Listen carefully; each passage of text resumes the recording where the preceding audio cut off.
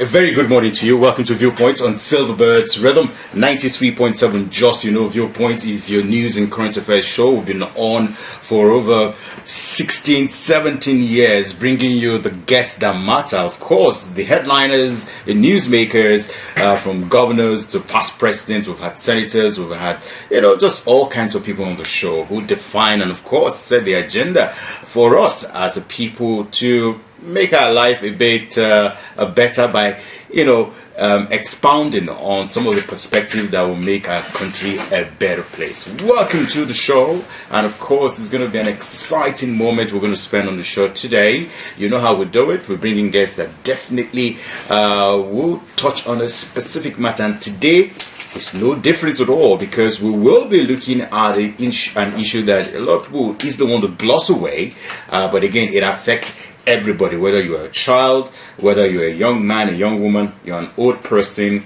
senior citizen, as it were. It definitely will affect you one way or the other, and that's what we want to talk about today, and that's environment, sanitation, and of course the general well-being of the people where you live, where you stay, and of course some peculiarities of how we take care of our God-given environment. This exactly is our focus today, and I have a man who has been in this business for as long as you can think of, and today we'd like to look at the issue of the issues around the environment, and taking it from a very different perspective today on Viewpoint.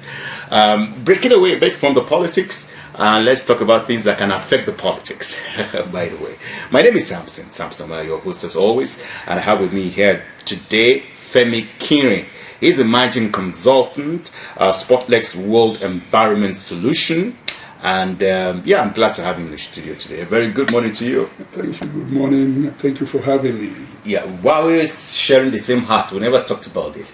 I'm surprised. I may not be shocked that we were in the same heart and we never discussed this. But how have you been, by the way? Oh, very well. All right. Very fine. All right. Now, I want to talk about, environment. I want to talk about sanitation. I want to talk about every other thing that surrounds it in our country, and we'll narrow it down to Plateau. Now, when you look at, and by the way, you're well traveled, and of course you've been in different parts of the world, and you've seen how things are done. And of course, you get back in Nigeria, you see how things are done in this country in terms of our approach to the environment, to sanitation, and all that concerns it. Now, what are your major concerns when you think about our environment, think about Nigeria, think about people's approach, government's approach to taking care of the environment where we live? Okay, my major concern, and it has to do with the environment, is the fact that we still have a very long way to go. And we do not seem to be absolutely ready to actually get there. It also shocks me to know that even many Nigerians who are well traveled, when they are outside this country, they do one thing. When they come back to Nigeria, as it has to do with the environment, they do a different thing. When they are outside, they find it so easy to comply without anybody pressing anything against them. But then when they come to Nigeria, it's a different ball game entirely, and sometimes it's actually cut across from both the rulers and the ruled, and so it's actually a major concern. So what are we not doing rightly? What are we not doing well when we talk about environment, when we talk about sanitation? But let's start with the environment, as it were. Okay, now one of the things we seem not to be doing well is the fact that we actually feel that the rod must be applied before the right thing should be done. So we think that if we are doing anything in furtherance of moving the environment forward, we are probably doing someone else a favor, rather than seeing it as if we are doing ourselves a favor. And so I think that is one of the things we are not getting right. If someone tells you, don't dump this in this environment, keep your environment clean. Someone tells you, you are supposed to fumigate your environment. you feel that you are doing someone else a favor, rather than understanding the fact that you actually, doing yourself a favor. I say that environmental management is what I actually call the preventive medicine. Preventive medicine, to prevent yourself from having to fall into certain evil. But then we rather want to get into those evil and come into the curative medicine. And so just a part of the concept we seem not to be getting right as a country, as a people. Now, to break it down, when we talk about environment, what are we actually talking about? Because a lot of people who are listening are like, okay, they may have some misconstrued, understanding of what our environment is all about. So when we say environment, what exactly are we talking about? To just say it in a layman way, you say that the environment is the relationship between you and your surrounding. Okay. So I think that just settles it.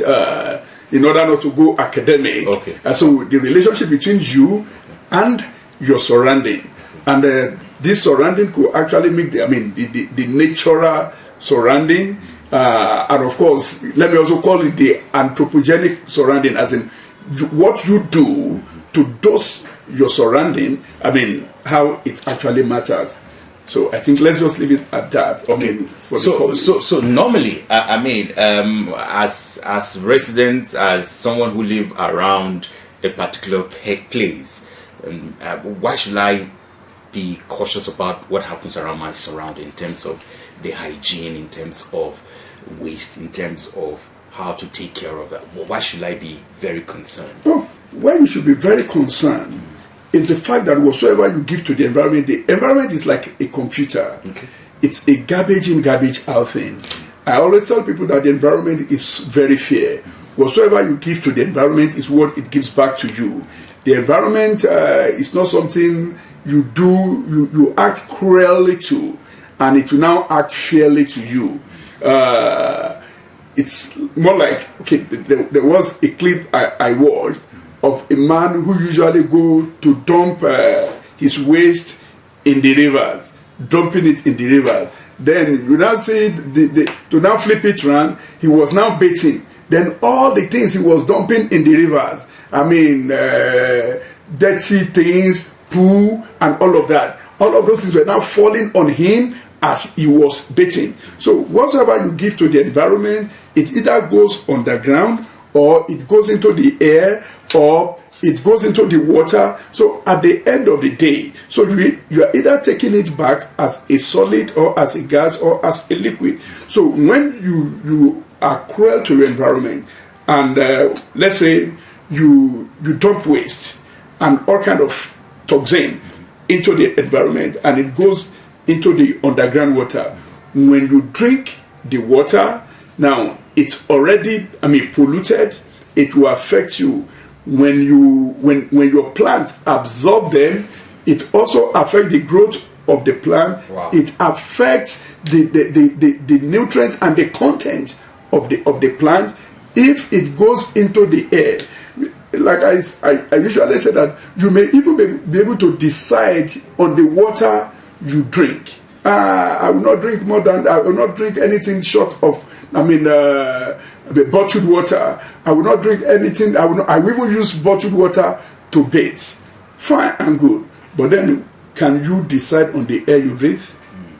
So when we pollute the environment, and the air becomes polluted and saturated with all kinds of pollutants, you also inhale it.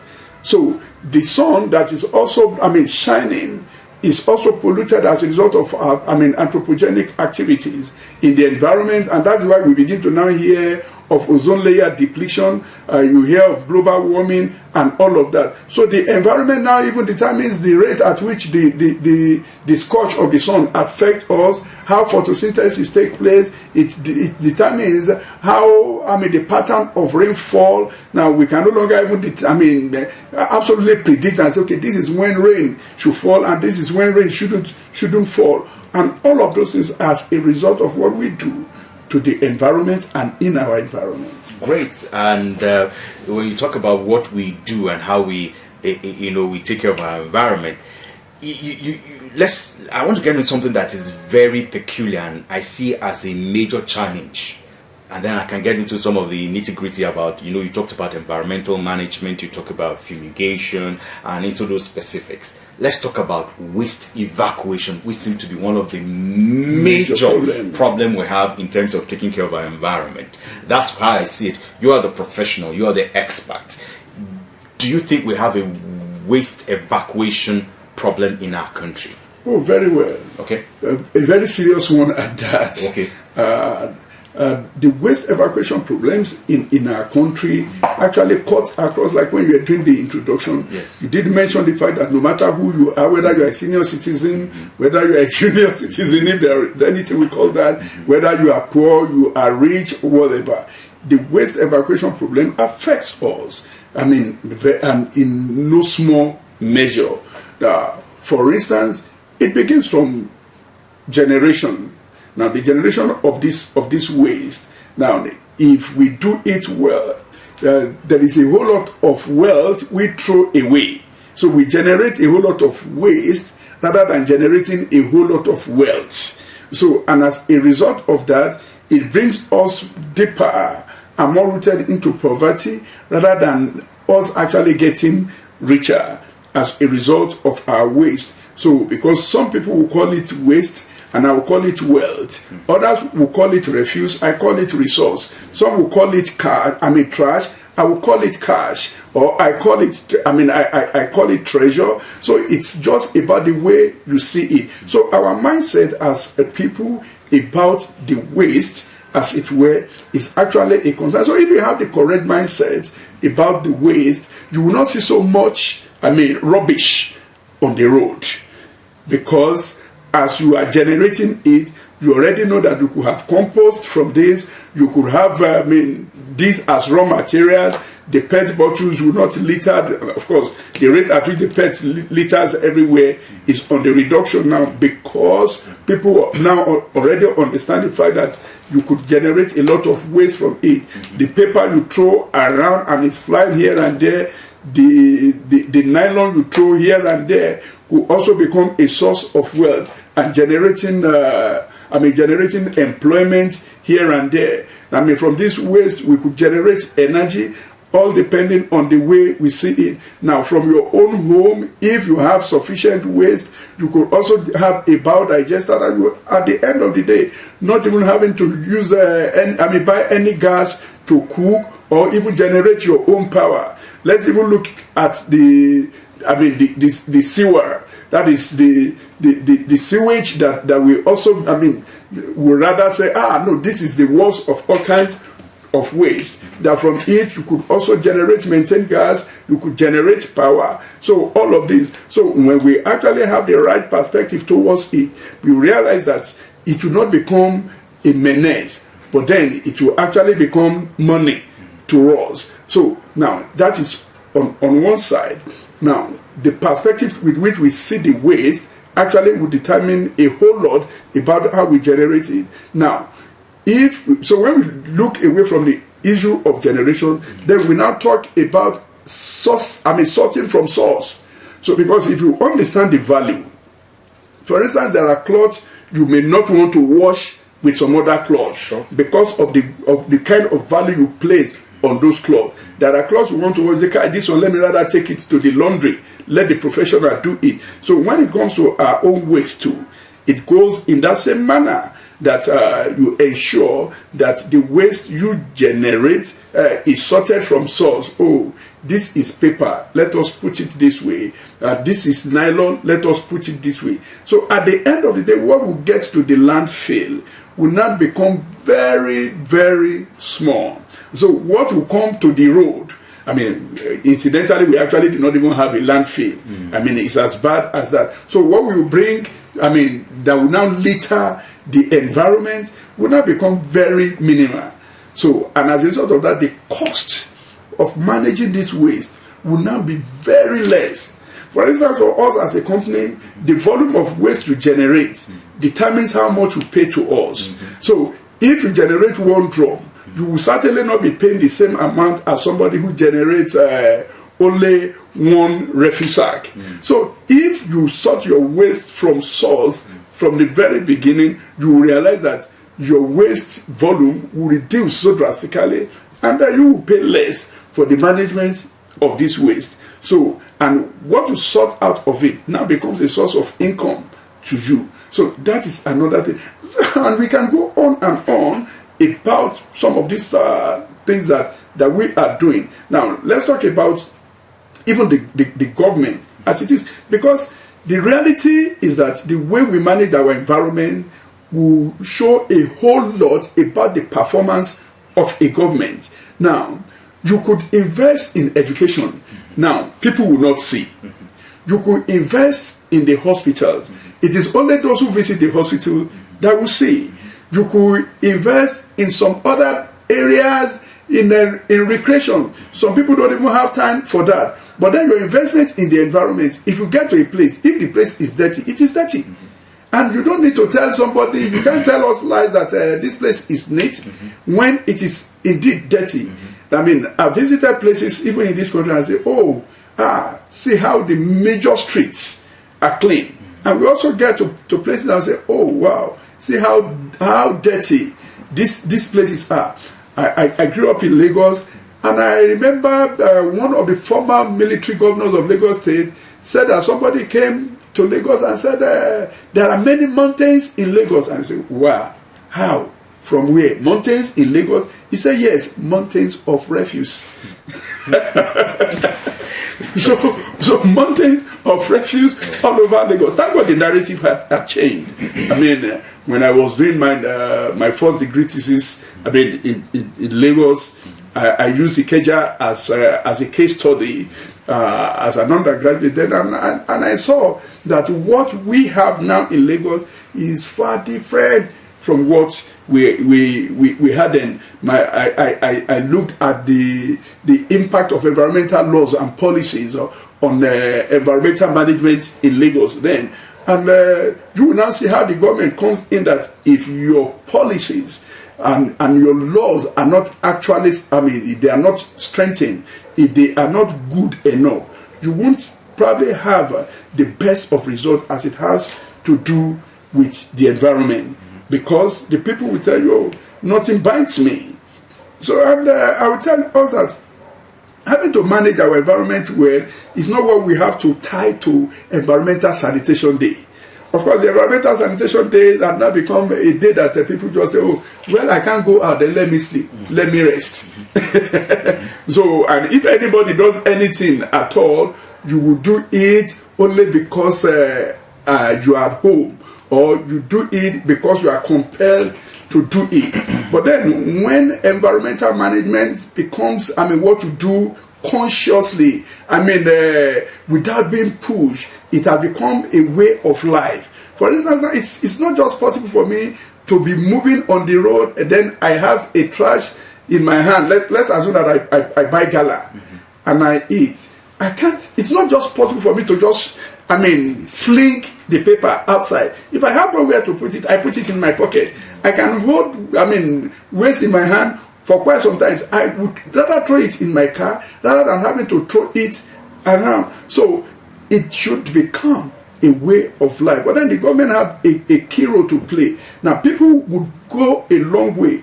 I mean, I'm very far to judge the performance of a government by the neatness, I mean, of the environment that they see.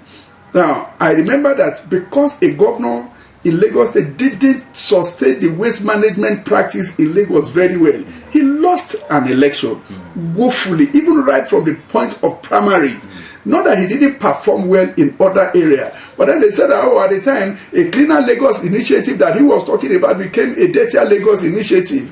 And of course, and because he didn't quite use those who, I mean, other stakeholders that could make their environment consistently clean, he lost election. I mean, that is now to look at the level of the consciousness of the people. Now, should I talk about another thing?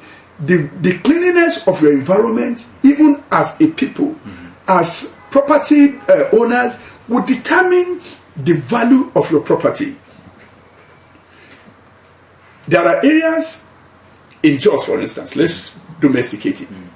There are areas in Jos that if you have a 3-bedroom flat, it will go for X amount. Yeah. And the same kind of building, you will have it in another environment. It's going to, be rented or sold for X minus so million. It has to do with the environment. So when we as a people now insist that our environment must look good, okay, let me use in Lagos, the Lekkis of today and so on. The Ikoyi. There are places around that area, Morocco of those days, where it was a shanty and all of that. Now, how much is a plot there now? What has changed? The way the environment looks has changed. It used to be a shanty and so on and so on. So the Ajegunles of this world can as well be sold. The property could be sold and rented the same way it is being sold in the Lekki of today. It's just when we understand the fact that we need to change the narrative about how our environment looks. And the reality about this is the fact that when the environment looks serene, it looks very neat. As a matter of fact, even your health becomes better. Right. Because I was in a particular area at the time, and some people were talking about, this area is this, is that. And I picked my handheld air quality monitoring device, and I said, look at. And when you see how hazardous the emission in that environment is, you would be shocked. Wow. Now, so because we do not see these things physically, we just think that, we are doing well. But then, seriously, we are not actually doing well in so many areas. And we can go on and on and on. Now, it's quite interesting, even from the last statement you made, that there are different levels of how we can take care of our environment and what we should be particular about. It appears to me from what you've said, just measuring air quality, do we do that? Do government do that? Yeah, you are an expert. Do we measure air quality? Do we measure, in this part of the country right now we have dust haze? How does that affect? What do we need to do? Or is it just a natural phenomenon, and all of that happens to the environment and all of those? So it appears there are different levels, of the environment, and even what we need to do and how we need to take care of it, or what we need to understand about where we are so that we can have a better perspective and approach to it. That's what you're saying. Yeah. Now, there is nothing that is in the air that is not caused by us. Oh. I said at the beginning that it's a matter of garbage in, garbage out. What you give to the environment, it gives back to you. They said there is this sickness in the country, is airborne, wherever. It has to do with the environment. Now they said there is Lassa fever. In the country, they said it has hit this state, it has hit that state. It's a burden on the environment. Now, because if you keep your environment clean, you will have less of rodents of any form of species. And so, at the end of the day, when the rodents are not there, the species that will come and give you Lassa fever will certainly not be there. You see cockroaches, it has to do with the environment. You see mosquito, it has to do with the environment. And a whole lot of things. Now you ask the question, if the air quality is usually being managed or monitored, well, there are rules that actually expect that the industrial sector come to manage, they measure the air quality. For instance, any company is expected to do what we call environmental audit every 3 years. Now, at Spotlight World, we happen to be, environmental experts, and consultants to NESTRA, Federal Ministry of Environment, and all of that. And so, we measure the air quality, the water quality, we take soil sample and do all of those measurements for companies, for the industrial sector. But then, unfortunately, there is no rules or law now that now say, oh, individual should actually do that for their homes. But then it's important that we know that if we do that in our various community, we will actually know what we are up and against. So the fact that there are no rules, there are no laws that mandate you to do it, doesn't mean that it should not be done. Because in other crimes, the government will take responsibility of that and position even mobile, air quality monitoring stations in locations to be able to take the samples and know what are the kind of emission that is common in this place and what are the kind of emission that is common in that location, so that we will now know, oh, the particulate matters, oh, is this place hazy, is it dusty, is the level of carbon monoxide high in this area, is maintained high in this area, and so on and so forth. I know of a particular area in this country that, because of the kind of emission and pollution that takes place in that area, study has shown that very many people are actually unable to give birth. Wow. In a particular, I don't want to mention the place so that it will not get people scared. Wow. But maybe on private discussions, yes. we can talk about that. So people in those areas, the level of fertility had reduced, and it's a popular area. In Nigeria, very popular area in Nigeria. So the level of fertility had reduced because of the kind of waste in that kind of a place. For instance, for us who are in the environmental management sectors, if we are doing, let's say, pest control, we will tell you that every chemical that we use, yes, has an effect one way or the other. If it can kill an ant, then don't just expose yourself to it as a human being. Don't say it will not have an effect on you. But then the reality is the fact that there are public health chemicals. So, and we would now tell people that, look, there are some chemicals that, even though they are public health, if you are pregnant, don't stay for so period. If you are asthmatic, don't stay for so period. If you are sick at the point of the exercise, don't stay for so period. So if you are less than 5 or above 60, don't stay for so period. So it means that the effect could actually backfire.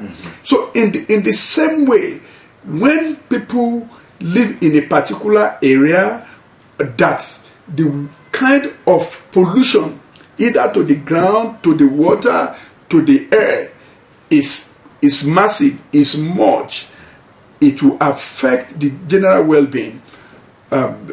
Some years ago, when we started managing waste in a particular community, a friend of mine who has a pharmacy there, now later told me, he said, Femi, you have pushed me out of business.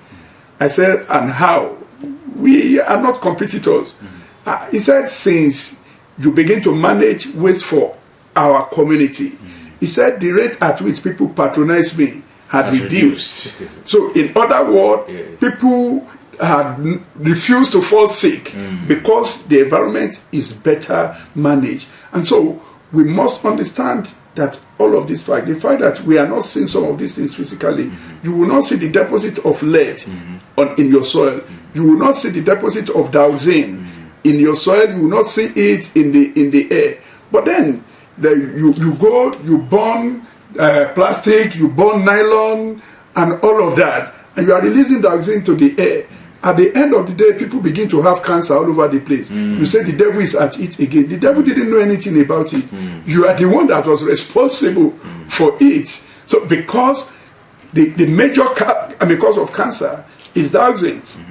And so when we emit it into the air, and this can come from leathers, from plastics, from every polymer product that you actually burn. So at the end of the day, you give yourself some kind of sickness and thinking that the devil is the one responsible, or it was God that was not fair enough, or that God didn't answer your prayers. Oh, with all these prayers I've been praying, you are praying, but then your action is actually working against your prayers. And of course, when we look at it, even from every form of religious perspective, that keeping our environment clean is actually what, something that God himself, ordained and authorized. Like if you look at the first assignment that God gave to man, in Genesis, he said, and for the garden that the Lord had created, he said there was no man to keep it. Then he created Adam and put him in the garden to keep and to dress it. And I'm sure that if you read through the Holy Quran, you will also see, something similar. In that regard. So our function is actually to keep the environment, is to clean the environment. Part of the law that the Lord handed down to Moses was the fact that he said, you ensure that in the camp, that anyone who want to pass a refuse, he said, should go outside the camp. He said, in fact, he even said it. So God started telling them about land filling then. He said, and he shall not look back. He said, he shall dig a ground and put his refuse in it and cover it. He said, for the Lord thy God shall pass through the camp. He said, lest he cease uncleanness and it turns away. Now, he said, he shall deliver you from your enemy. So when you do not keep your environment clean, as it were, now enemies called sickness, malaria, typhoid, and all of these things, they will come to you. They are not friends, And so he said, the Lord does not want to see anything that is unclean. So when we are talking about the environment, so from time immemorial, there is no time that God approves that we should keep our environment carelessly. So keeping it very well is very important, and I always say that you are not doing it for the benefit of anybody. You see, our motto in Spotless World is, keeping your environment clean in your own interest. It's in your interest. It's not in the interest of government. I tell people that government don't fall sick. Government know they sick. Yes. So when you keep your environment clean, you are doing it in your interest, and you are not helping the government. And it's important that we know in this part of the country that managing our environment, especially waste, that it is not social responsibility. There is no way the government can do it effectively as social responsibility. If you know how much funds goes into managing waste, let's even talk about fueling of the vehicles alone. It's not something that the government can sustain. So there is nowhere it is being done very well, that it is the government that is taking it as a responsibility. We'll get to that very shortly, but let me let you know, if you're just tuning in, this is Viewpoint on Silverbirds Rhythm 93.7 just this morning, and passionately looking at our environment. And my guest this morning is Femi Kiri. He's a managing consultant of Spotlex World Environmental Solution, and we're looking at all the issues that concern. And of course, I'm just listening to you, Mr. Kieran, and I'm beginning to appreciate my own role and my responsibility. Now, let's domesticate it a bit. You get into Jos, for instance, Plateau State Capital, and you get into the city center. Waste is dumped indiscriminately by people who generate this waste. Albeit, possibly they don't know how to properly manage it. So they dump it right in the center of the road dividers and all that. And those heaps can be there for days. Then, of course, you're not just the city center, you go to different places. Now, I'm going to give certain examples, and maybe you speak to that. So, on that first level, we can quickly blame government that, why is government not evacuating this waste? And all that. And your last comment said, look, it's huge. It's something that takes a lot of money, from fueling, maintaining the vehicles, the human resource, the landfill, and we'll get to all of that. Now, you get also to some certain part of the city and states. You have houses where, for whatever reason, this landlord builds these houses and there are no toilets. Right? And then people in 2026 are still doing what they call short put. Maybe you get understanding to Yeah, whatever very that well. means, right? And so they don't have toilet. How do you expect them to pass their own human waste? That's number two. So when you put this together, what do you see is the problem? Especially where you go to high waste generating areas around the markets, around where you have businesses, and people generate, and then this waste is not easily evacuated, and we see them. It's hazardous. It brings a lot of complication. You can just sense it. Even the stench that comes from when you're passed right in the heart of the city, it's a problem. Okay, now let me talk about the evacuation before I come to the issue of toilets. Okay. The truth is that sometimes it may not be that the government is not evacuating. But the reality is that should they be evacuating? Okay. Okay. Now, in 2018, the government tried to privatize waste management. Plateau State government. Plateau State government. And they brought some of the companies into it. And when you look at the way it was practiced at that time, we already know that it was like a pregnancy miscarried. We knew it wasn't going to work. Okay. Now, because when you do not put enforcement in place, then there will be challenges. Waste is meant to be collected house to house. So if your waste have been collected from your house, how will it get to the main road? Because you can't give what you don't have. Now, so we are expected to be looking at ensuring that those waste that come to the city center where the government wants to come and evacuate had been intercepted from the point of generation. So when we ensure that this waste do not get there, we do not have any reason to come and evacuate at that point. Now, sometimes the government is just evacuating. As they are moving, other people are coming to dump. And nobody had ever been arrested for coming to dump. No matter how weak the laws that the state has, That's right. is, there is no law that actually allow anyone to dump waste indiscriminately.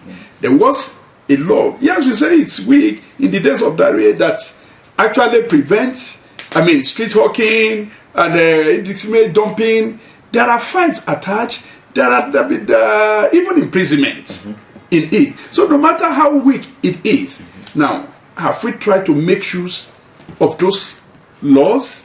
So when nothing stops me or no one stops you and I from coming to dump, or the law says that okay, this is the time to come and dump there, this is the day to come and do it. For instance, the people we pick waste for as a company, we will tell you that okay, you live in this area, bring it out on social days, bring it out on Mondays, bring it out on Tuesdays, bring it out on Wednesdays. So you already know the day they are coming to collect your waste. Right. So in all of those places that we are talking that the government did not evacuate for days. Sometimes the government might have evacuated today, and you get there in the next 1 hour, what you see there is already massive.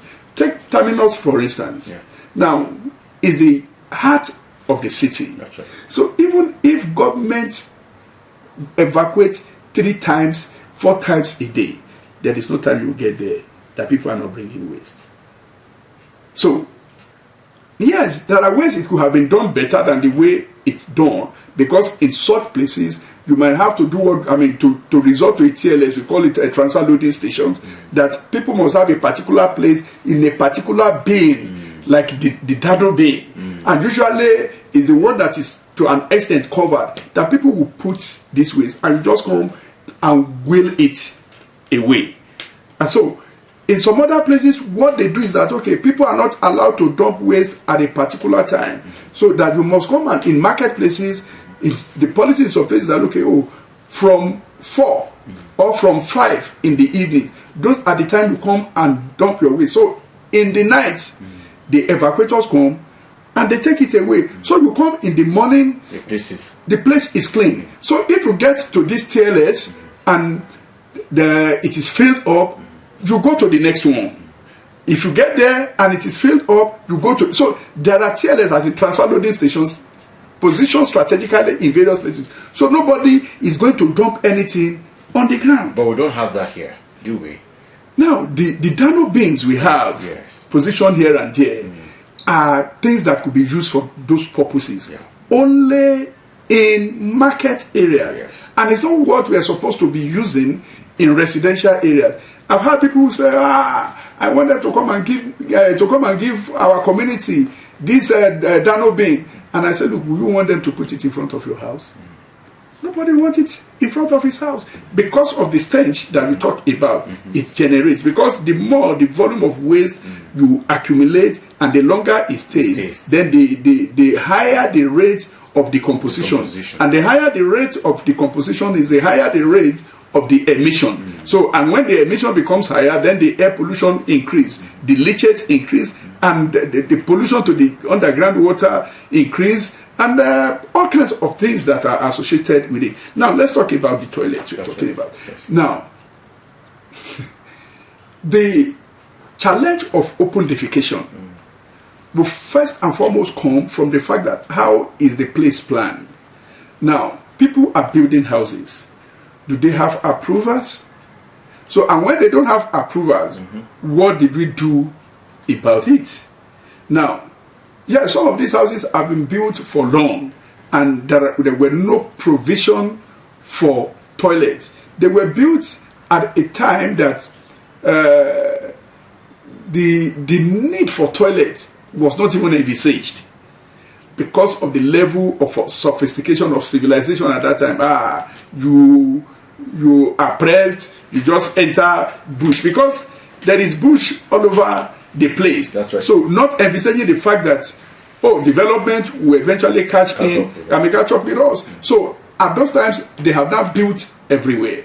So but then what can we now do when those places have been built and we don't want to start pulling down houses? Is to ensure that, one, you tell the people there are public toilets. The public toilet shouldn't just be in marketplaces alone and whatever. So investment could be made into that. Now, someone just came, I talked about biodigester, at the other time. Now, that we could even have public toilets that are so designed in such a way that the people who are even coming to defecate there, yes, we will be able to get there. That the people who are coming to defecate there might actually earn some things because they're actually donating energy into it. Now, if we look at that, now that will mean that somebody is going to fund it, and so you are coming to ease yourself here, or you are doing it for free, or you are using it to earn a point, and so on and so forth. Of course, part of the challenge that will now come it is that, okay, if you are beginning to pay people for it, you won't enter inside the toilet with them. Somebody will say, look, I'm pressed, I want to ease myself, because you are going to give him money. Then he enters, he stays there, 3 minutes, 4 minutes, he didn't do anything because you are not going to, so you won't enter his privacy to monitor it. So we understand that. But however, now that when we have places like that where we have built and people are being monitored to ensure that there are penalties for open defecation, and there are departments for that. The wash department of every local government is actually expected to be in charge of that. Water and the sanitation. So because the more we do all of those things, the more we do open defecation, the more we actually pollute our environment. And so you hear about this this kind of sickness today, that one tomorrow, you hear of cholera and all of this because of things like this. So what can the government do? The government cannot just keep quiet, and I know that to a large extent they are not really keeping quiet. They are ensuring that the people who are into the sewage evacuation, I think to an extent, I know at the time they are being trained and so on and so forth. And even the evacuation that is done, where are they taken to? Because the sewage evacuation that is done, in some other clime, you must actually treat your septic tank. Because the reality is that there is no serious difference between the open defecation we have and the evacuation we do, and we just go and dump on waterways. They cause the same effect. In fact, that one is even worse. When you have done 10 tons of evacuation from home, and then you just go and dump somewhere without having to treat it and all of that. In other climes, there are central sewage system, wherein the sewage system is treated before it is discharged. So and then the world is beginning to move away from that. The issue of discharge is not even the issue anymore. It's what you can generate from it. So it's a serious matter.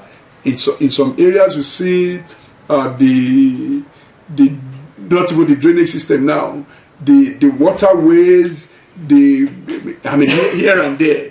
You go to some areas in Jos where the places are densely populated, and you see people coming just lining up along those plains, and they are just defecating in all of those places. Even in so-called high-brow areas in Jos, you get to some of those places and you see people defecating here and there. It's appalling. All right. Now, I'd like to look at a few things before we open up the lines. Fumigation, for instance. I'm a bit concerned and worried that we may likely have people who are not qualified to fumigate, and then they're involved in the business of fumigation, and they can use just anything to fumigate your house. What are the dangers? Okay. What should you do? How should you fumigate? When should you fumigate? What's the process? How and what are the caution you should put in place before fumigating, and how often should we fumigate? Okay. Very serious matter you have mentioned. Yes. Not that there may be people who are not qualified, but the reality is the fact that there are more people who are not qualified than those who are qualified. So people don't get bothered about the fact that I need to get certified and so on and so forth. I think last year or thereabouts, I was in the US, and I was there on studies. But then for me to be able to do any fumigation, I must not only study, I must also take some exams from the States. And you can't say you have taken the exams in Texas and you want to operate in Maryland. You get to Maryland, you do their own exam. You get to Tennessee, you do their own exams. Anywhere you go to, you have to do their own exam and get certified to for that state to work there. So in Nigeria, unfortunately, licenses are even given to some people who bother to ask for the license without them asking for the knowledge they actually have. Those who are even given the license may not even be knowledgeable about it. Sorry to say that I've had an occasion that some people at some level, not the state, we're operating in a place, and they came to certify us. And when they check our equipment, it was shocking to see that the people who want to come and certify us have not even seen some kind of equipment. They do not know about some chemicals that are, in current use. So what they were asking us for, we told them, that is ancient day thing. We no longer use such technique in fumigation anymore. So the supposed educator became the student now. So became the one we're now educating. Now, that is it. So a number of people just think that you can just carry knapsack and once you just put chemicals. Are there mixed ratios? Are there things that are supposed to be used in a public place? Nobody knows. Now, it will shock you to know that in other clients, you can't just go to the shelf and buy chemicals. Yes, there are DIY chemicals that you go to Walmart and Home Depot and all of those big shops, and you get. Those ones are the ones that are just the same way in Nigeria you can buy shelters, and just spray. Those are DIY stuff. Now, I was in a particular place in Houston and I wanted to buy chemicals for fumigation. And when they started a discussion with me, the guy speaking there understand the fact that I was knowledgeable about this. So, at the point of payment, he had to enter my license number in the system for him to be able to sell to me. So he asked me, your license number? And I said, license number. License. I just wanted to know if their system is that porous. So I knew they were not going to sell to me. But I just wanted to test it. So he said, oh, I'm sorry, I can't sell to you. You are not licensed in Texas. I said, but I've been doing this in Nigeria. He said, that is Nigeria. They didn't sell to me. Wow. They didn't sell to me. Wow. So, when I had to go at another time, I had to go with someone who carried his license. And you know what? Despite my level of knowledge and whatsoever, he said, there are places they will not allow me to go beyond.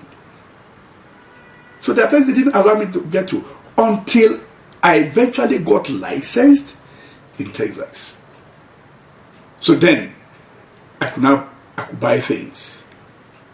So for you to buy, for you to apply, there are procedures. In the US, you can't even enter an operational vehicle of a pest control technician. Not that you are doing it. You can't enter his vehicle. Wow.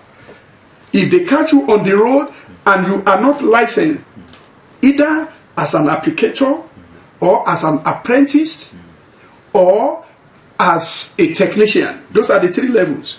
If you are found in the vehicle, you will be penalized.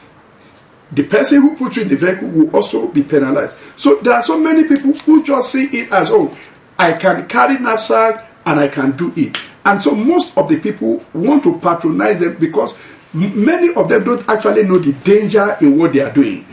Some of them are just doing this thing because they feel, this chemical will kill this thing. And they think it kills everything. Now you ask a question about how often should we fumigate? Now, fumigation by law it's expected to be carried out every quarter. Every quarter, you are expected to fumigate your house because most chemicals actually have a residual effect of 90 days. Now, if properly applied. Now, there are chemicals that are basically called agrochemicals. They are not in any way expected to be used in public places, in homes. They are meant to be used in farms. Now you see that being sold here and there, and people come to use it in homes. There are chemicals that are public health chemicals that are expected to be used in homes. Now, when you use a quack to do your work, you are only killing yourself. It's like giving a live ammunition to an infant and say begin to shoot. Now, so very many people are not trained. They are not willing to be trained because there are no consequences when you are seen carrying chemicals. In other climes, they see you carrying knapsack, they see you carrying fogger, and you will be intercepted. So it's like the way you carry your driver license whenever you are driving is the same way you are expected to carry your license anytime you want to go and operate. And so the Environmental Health Council of Nigeria is actually there to license you. Now, PEPSA is there to give you permit. But the reality is the fact that if you don't have the license, That's right. the permit is not supposed to be given. Copy. And so, But in Nigeria, people have permits without license. of course. So, and how and who trained the people who has this permit? So, we did some kind of video at the time, and I said, look, anybody wants to come and fumigate for you, ask them for their license. Is the license still valid? In fact, in the US, you have your license on annual basis too. Now, if you use an expired license and you are caught, you will lose, your certificate for 3 years. Wow. Then you will now have to go and re-enroll in the class, Wow. study again, and take the exams before you can begin to operate. So who is training who in Nigeria? So that is the challenge. In some states, they are taking it very seriously. But in some other states, anybody just carries knapsack. So anybody just endanger people's life. Now, we were doing a fumigation a few days ago in a particular place. And the person was saying, are you sure this will work? I said, why do you think it will not work? He said, I can't perceive any odor. I said, yes, because what we are using is public health. So you will not perceive any odor. Yes, there are public health chemicals that has a bit of odor. And we will tell you what you should do, in that regard. And so people will also call, I want you to come and fumigate my house. How much is it going to cost? And I said, look, we really need to know the cost. We need to come and inspect. I've gotten to a place before that they said we should come and fumigate, and I got there and I said, you don't even need fumigation. All you need to do is allow this water flow. All you need to do is to block this place. I have rodents. See where they are passing now. You can only, I said, when they are not in your own property, they are animals. It is when they come into your property and they pester you that they are pests. So block how they come in, and you give a sign of relief. If they are outside there are bushes around you, and you say the rat should not be there, what's your own concern? Let them be there. Prevent them from entering into your own house. Oh, I have cockroaches. In the US, I entered a particular apartment, and I saw plenty. What is it called? Cockroaches. We call them German roaches. Those small ones. So I had to ask the lady. I said, "Do you sell cockroaches here?" She laughed. I said, "How?" And she said, "These ones are normal in apartments." I said, "No, they are not normal." He said, "There is nothing you can do to them." He said, in fact, it's as if when they come to fumigate, when the pest control technicians come to fumigate, they just tell them when they are going, they say, bye-bye, see you next time, because you see these cockroaches following them. I said, this whole thing begins from hygiene. I said, give me 2 weeks, and you will not see roaches in your apartment anymore. It's a famous lie. I said, okay, we are here. Now, in 2 weeks, in fact, after 1 week, he was beginning to say, it's as if this thing is working. No, I hardly see these things anymore. I said the ones we are still seeing are those ones that hatched after we did the last exercise. And I told her what you must do to prevent it. So in about 2 weeks, he wasn't saying anything anymore. In fact, that was one of the things that actually propelled us then to register Spotless World in Texas. So because people began to call us, come and fumigate for me, and you cannot do it without being licensed. So we quickly, of course, I was already studying, in that line, so I quickly ensured that I finished my certification and did register. And of course, we did quite some stuff, and the company still existed there, operating. Now, so to talk about having to keep your area pest free, about 80% of the work is done by you, not by the technician. Chemical will only do about 20%. So if you prevent, there will be nothing for chemical to come and treat. Wow. Wow, this is great. I mean, so much to talk about. We've spoken for over an hour now, looking at the environment, and it's quite succinct. Kind of things we can do and the kind of things we should be doing in order to keep our environment friendly, healthy, and of course we can also make contributions to it. Now, when you were talking about landfill, and I'm curious, what is a landfill? Okay.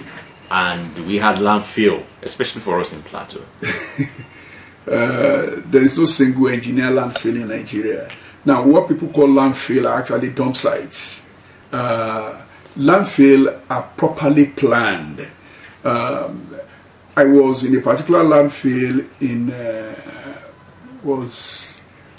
Arlington and in Ivins. I visited a couple of landfills in the US, and you will be in all of those places, and if they tell you that this is a dump site, you will argue.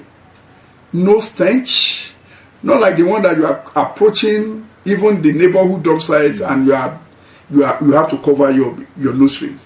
And so all of these, it is done in such a way that there are linings that will prevent the leachate from going underground. They are engineered.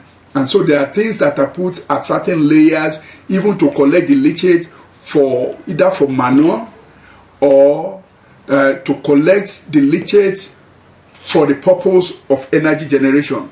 In a particular, in most of the landfill that I visited in the US, for instance, in Singapore, yes, the ones in South Africa they've not started generating power from their own, but in some of those countries, they actually generate power. The power that runs the factories in the Ivins, as well as Arlington, they were generated from the landfill itself. So the landfill is a place we take our waste to. Now, those waste, when you dump there, it's actually with the mindset that they will generate some kind of energy, or they are used for something else. Now, they are not just using it for land reclamation. Now, in Arlington, for instance, I see a particular estate that is just directly opposite one of the landfills in Arlington. Very big estate, directly opposite the landfill. And of course, we have asked ourselves, how safe are these people? You won't perceive any odor. Wow. It's so engineered that there won't be any form of contamination. Wow. And so when those landfills are run for some period, now when they are now closing it, for instance, so they can close it. Yes. Now, I happen to be in the landfill committee of ISWA. I'm the general secretary of ISWA. ISWA is International Solid Waste Association. So I am the general secretary for Africa Regional Chapter, and I also work on a couple of committees at the intercontinental level. And so we are even now saying that landfill is obsolete. Zero waste is the direction to go. But then, so those landfills that have been there, we are now talking of closing them worldwide. And so when we are closing them, that they are now being turned to golf courses. So turned to recreational center. But then it now depends on how you now want to convert it. Because if it is not properly done, the reality is that the kind of emission that will come from those dump sites that you want to turn to golf course, the sicknesses that will be coming out of there will be massive. In 2012, I remember that just suddenly for about 2 weeks, the Olusosun landfill in Lagos, the one you see as you are entering Lagos from Bega, at Ojota, on its own just caught fire. Wow. Yes, it caught fire for 2 weeks, and the more they put water, and it was even the rainy season. It was in July, from July to August. Wow. So the more it rains, then the more the fire, gets bigger. And it was just terrible. It was because it has trapped a whole lot of methane So, and of course, that is like the cooking gas. So it was not as if anybody put fire. It just got tired and it got itself up. So the landfill is something we don't have in Nigeria, and we should not even be thinking of having. Rather, we should be thinking of material recovery, recovering from the various dump sites that are available here and there. At a point in time, Switzerland wanted to start exporting waste from Lagos and Ibadan to their country because they use it to power, to generate their energy, so they don't have enough waste, so they were looking for more waste. And of course, our professional association came up against it and said, look, whatever they want to use it for, we can as well use it, do the same thing here. So Wamasin is Waste Management Society of Nigeria. I am the council of the FCT Council, and so they were to be exporting waste from Lagos. They were to be exporting waste from Ibadan, and so we had to quickly step in and advise the government that, look, let's rather use all of this. We can generate a whole lot of energy, either for cooking or for power, and a whole lot of that. How many have you generated since then? None. Yes. You and your people have not been able to get government to generate any. Yes, of course. Even last week, we were still in a meeting. Of course, unfortunately, Nigeria would do a whole lot of meetings and meetings and meetings. That's right. The meetings we had last Thursday at the level of the Federal Ministry of Environment is to validate some of these frameworks to ensure that is done. I know that even Plateau State is trying to carry some steps in that direction, but then how speedy, are we, and how serious are we about some of these things? Because we can't even be talking of generating energy from this waste if you don't have a central collection center. So is it when over 90% of the people still dump their waste, in their neighborhood and burn, or they dig the ground and put it that you can. So there can't be sufficient raw material for such things if we are not coordinated about the way we actually deposit our waste. The collection process must be top notch before we can be thinking of being able to do anything. So that is for Plateau. We do not have any landfill or dump site that can aid the takeoff of any power generation or energy generation from the dump sites as it is. All so, right. Like I said, let's look away from landfill. It's becoming obsolete. Thank you very much, Mr. Kirin, Managing Consultant, Spotlex World Environmental Solutions, and of course, just speaking to the issues as it is. Your final thoughts. Okay. My final thoughts, one, on the waste management is for us to understand that we must be ready to pay for our waste to be managed. From time immemorial, there is what is called the polluter pay principle. The polluter pay principle does not mean that you should go and pollute. It's that you are paying for the waste you are generating, and you are paying for, to ensure that what you generate is properly managed. It cannot be a social responsibility. So when government says, pay for it, please pay for it. Don't blame government for not being able to manage the waste in public places. Rather, encourage them to ensure that it is privatized. The problem will keep increasing because population growth is in direct proportion to waste generation, or waste generation is in direct proportion to population growth. So for as long as urbanization increase, waste generation will increase. And so we need more people to manage it. Number two, talking about waste, pest control. Understand the fact that the dirtier or the cleaner your environment is, then it is in direct proportion to the kind of pest you would actually attract. So you have snakes, you have rodents, you have lizard. People go and say, look, there are wall geckos in my house. Come and help me take care of it. And we say, look, that means there are insects. If there are no insects, which is the food for wall gecko will not come. So take care of the insect, and wall gecko will disappear naturally. So on the final note, we also want to tell people that please don't kill yourself by thinking that you are saving costs when it comes to pest control. Use professionals. So professionals will tell you what is bringing this particular pest, and they will also tell you what you need to do. It is not just about chemical. We don't go to fumigate for people without telling them what their responsibility to prevent these things from going. There are some pests that you do not have a way you cause it. For instance, termites. Termites are part of those natural insects that will come. They cause one-time destruction. And let me tell you that each of these things also cause you a whole lot of havoc, including fire outbreak. Many houses have got burnt because termites are eating cables. And it touched. Yeah. And eventually the house caught fire. Perfect. And you say it is the devil. It's not the devil. It's just because you did not take precautions or you did not do what you are supposed to do. Now, there are pests, chemicals, especially for termites, that will give you more than 10 years residual effect, rather than you having to treat it every now and then. And make sure you engage professionals. Make sure you engage professionals so that you will not be killing yourself and be thinking that you are killing pests. We don't pet pests. We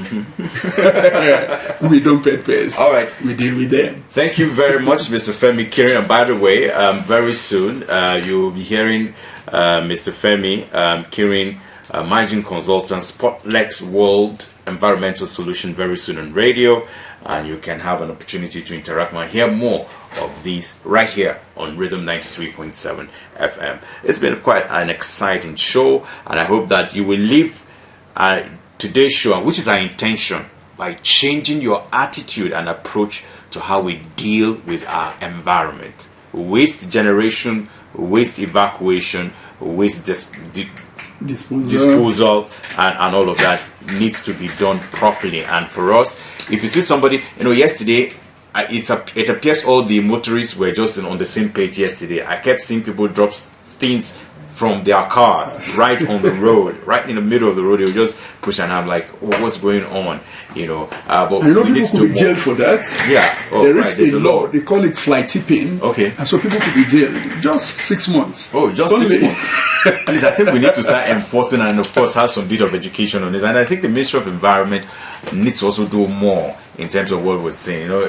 When I just traveled to Morocco, at 1 a.m., 2 a.m., 3 a.m., 4 a.m., 5 a.m., these times I'm saying that we had to be out for work. You see waste evacuation going on, people taking care of their environment. You see the gardeners watering the flowers on the street, and that's why the country looks so beautiful. We can do that in our country. Very well. All right, we'll see you same time next week on Viewpoint. Stay out of trouble, stay peaceful, and it's bye-bye from all of us here.